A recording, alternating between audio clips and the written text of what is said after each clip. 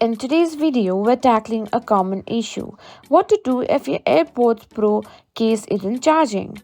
Even with MagSafe wireless charging, let's get started.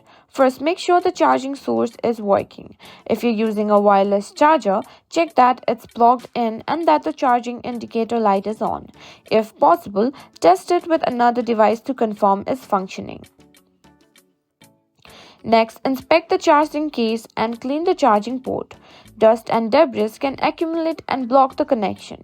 Use a soft dry brush or a microfiber cloth to gently clean around the charging area.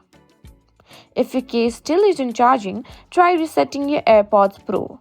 To do this, put your AirPods back in the case, open the lid and press and hold the setup button on the back of the case until the LED light flash amber, then white. This may help resolve any connectivity issue. When using MagSafe, ensure that the case is properly aligned on the charger. Sometimes it may look like it's charging, but if it's not aligned correctly, it won't charge. Adjust the position slightly to see if that helps. If the case still isn't charging, try using a different charging method. Connect the case directly to a power source using a lightning cable. If it charges this way, the issue might be with the wireless charger.